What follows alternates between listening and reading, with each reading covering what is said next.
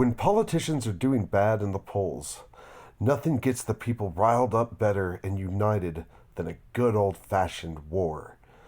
Biden plans a UN showdown if Russia invades Ukraine. Right after all of the devastating reports that Biden's at 30% approval rating, we're going back to war. Like, we were trying to get out of war. Like he's like, we're gonna leave Afghanistan and just leave it all messed up, and took everybody out. And I'm glad that we're ending war. Like I think Trump's withdrawal would have been a lot better than Biden's withdrawal, but we're not involved in any wars right now, or we might be. Not that I know of, though. I mean, nothing that's public knowledge. We don't need another war. We don't need another war.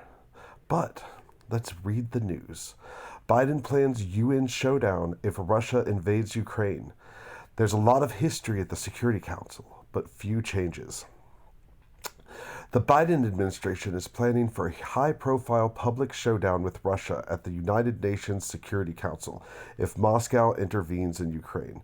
There's little concrete United States can do at the UN to compel Russia, which wields veto power in the Security Council, to stand down in Ukraine.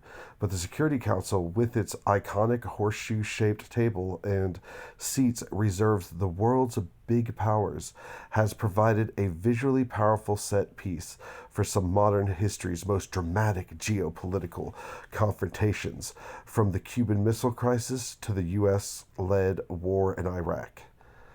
Yes, the New World Order, the one world government. Anyway, the UN. The Biden administration wants to take advantage of that.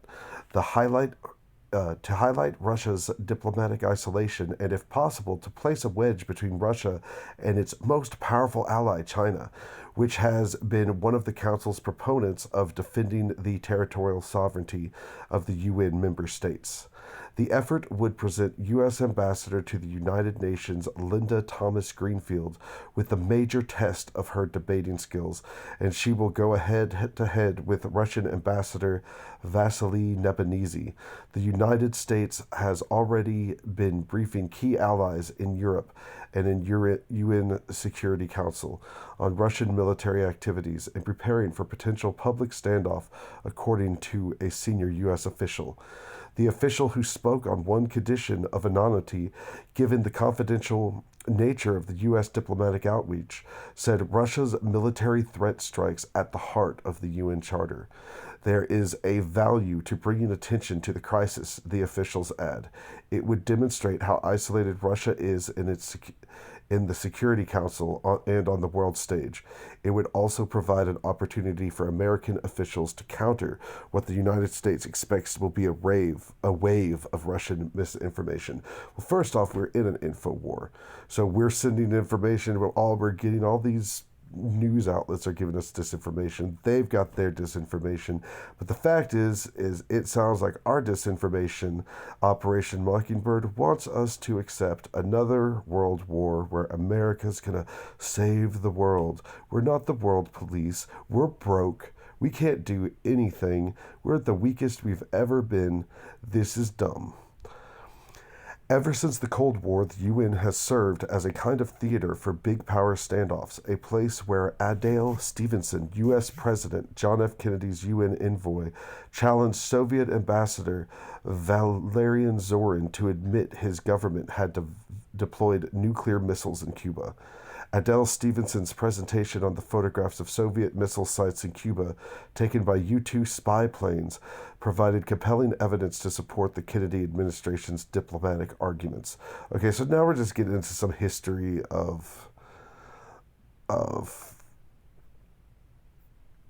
UN and how it does its relations. Like, that's great. Okay, yeah, we're just getting into, but the point is, it does sound like the war drums are beating. They're going to try to get us into another war that we have no business being in, and it'll probably destroy us, most likely.